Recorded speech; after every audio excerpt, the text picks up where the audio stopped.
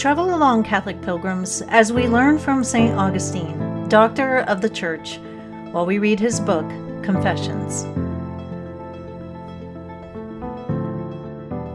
Welcome, Catholic pilgrims. Today's reading may seem a bit muddled and confusing. To help us out a bit, remember, this is the question that St. Augustine has been trying to answer. If the past no longer exists, and the future doesn't yet exist, and the present is constantly disappearing, what exactly is time? How do we experience a day? An hour? What does that even mean? Those are some of the philosophical issues we are hearing about today.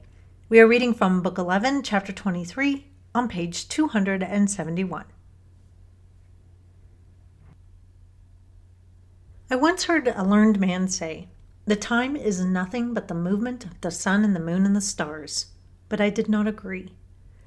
Would it not be more likely that time was the movement not only of heavenly bodies, but of all other bodies as well? If all the lights of the sky ceased to move, but the potter's wheel continued to turn, would there not still be time by which we could measure its rotations? Should we no longer be able to say that it turned with a regular rhythm, or that its speed varied, or that some turns took more or others less time?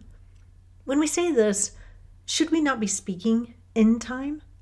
And would not our words consist of syllables of unequal length simply because more time is required for the pronunciation of some than of others?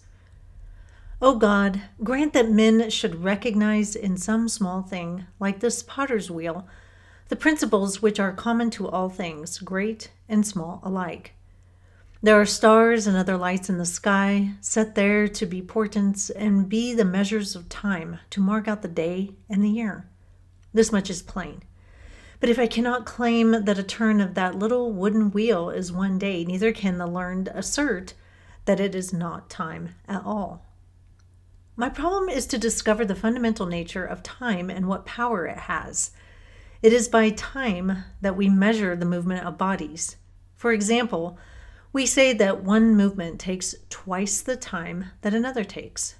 By the word day, we mean not only the length of time that the sun remains in the sky above the earth, which determines the difference between night and day, but also the time of its complete circuit from sunrise to sunrise. It is this period that we mean when we say that a given number of days has gone by, because the nights are not counted separately but are reckoned as included in the days. Since then, a day is completed by the movement of the sun through its total orbit from the time when it rises in the east until it again reaches the east, my question is whether a day is that movement itself, the time needed for its completion, or a combination of both. If a day were the movement of the sun through a whole circuit, there would still be a day even if the sun completed its course in a space of time as short as 1 hour. If, on the other hand, a day were the length of time which the sun actually takes to complete its circuit, it would not be a day if the period between one sunrise and the next were as short as 1 hour. In this case, the sun would have to circle the earth 24 times to make one day.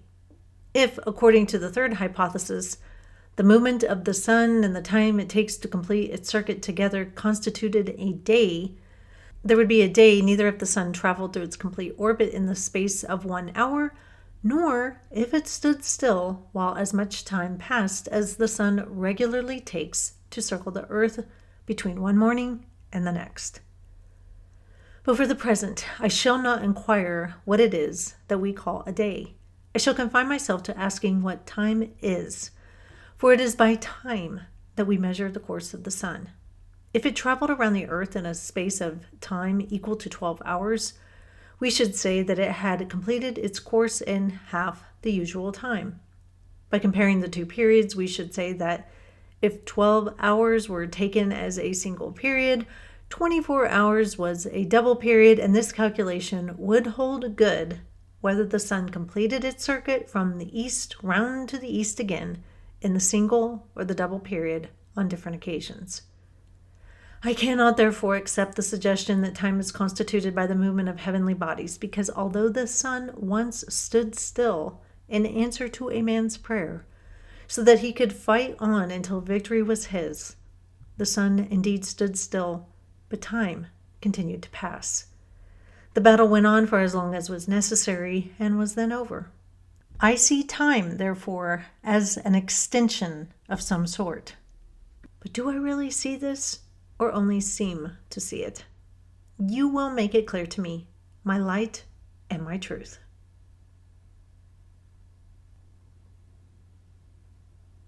We use the word day in two different ways. The first is to talk about that period of time when the sun is out. When the sun is out, we say that it is the day, the daytime. When the sun sets, we say it is nighttime. The second way we use the word day is to define a 24-hour period. We will say, hey, my birthday is in 2 days. And what we are meaning is that in 48 hours, our birthday will take place. All our time measurements are mostly devised by us. In the Bible, we read that the light is day and then there is night. So we divide a day into light and darkness, and that was made very clear to us in Genesis. But everything else, we have set the limits based off of the rising and setting of the sun, the rotation of the earth around the sun, the phases of the moon. Hours are divided into 60 minutes. And it hasn't always been set up like this for humans. The ancients calculated age differently than we do today. That is a theory on why the ages of people in the Old Testament seem quite old or exaggerated to our modern mind. Months for some civilizations were calculated differently. The point is that we are always trying to order time in such a way that we can function well in the world. And it's not completely arbitrary how we set things up as far as years, months, days, hours, minutes, and so on, but it is a bit weird, and this is what St. Augustine is pondering, that we can measure an abstract thing like time at all. If I went to measure distance, I set a ruler down on something.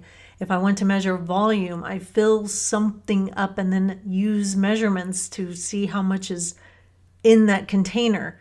But with time, there's nothing I can grab or hold or touch in order to measure it. But we do.